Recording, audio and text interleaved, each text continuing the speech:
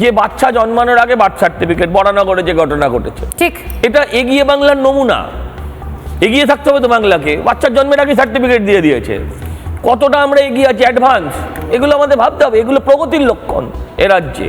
একে এভাবে ব্যঙ্গ করবেন না, ছোট করবেন না। হ্যাঁ, আর এই যে ধরুন বাবা বেড়া আর ছেলে হচ্ছে, বেড়া পরিবারে শেখ রাজেশালীর জন্ম, বলছি বেড়ার ছেলে রাজেশালী, এই পশ্চিমবঙ্গ সাম্প্রদায়িক সম্প্রীতির নমুনা। এগুলোকে ছোট করছেন। এটা রবীন্দ্রনাথ এবং নজরুলের দেশ। তো রবীন্দ্রনাথ নজরুলের দেশ থেকে, বাবার ঔরস থেকে যদি একজন মুসলিম সন্তান জন্মায়, জন্মায় তো নেই, সম্প্রীতি তো পাওয়া গেল না। এবার আচ্ছা কোন মেলায় পেতে পারে তো, চিটিংবাজি পাওয়া গেল না কোন মেলায়। বিজয় কৃষ্ণ বেরা তো দাঁড়িয়ে রয়েছে সামনে, সজল বাবু সে বলছে আমি আমার বাবার ছেলে, বেরা পরিবারের একমাত্র ছেলে, যিনি সংসার চালাচ্ছেন, তিনি 2 বছর ধরে ভোট দিতে পারছেন না সজল বাবু। উনি ওনার বাবার ছেলে, এটা এখন প্রমাণ করা মুশকিল হয়ে যাবে আর কদিন বাদে। এই যা রাজ্যের অবস্থা, উনি যে আদৌ ওনার বাবার ছেলে সেটাই প্রমাণ করা মুশকিল হবে।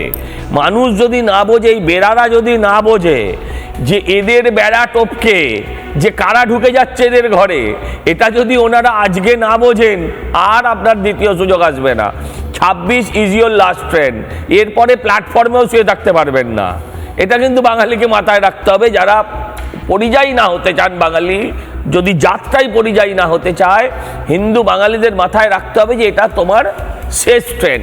হয় তুমি এই ট্রেনে ওঠো, নয় তুমি তোমার নিজের শেষ যাত্রায় নিজেই সামিল হও। এছাড়া তোমার কাছে আর কোনো রাস্তা নেই।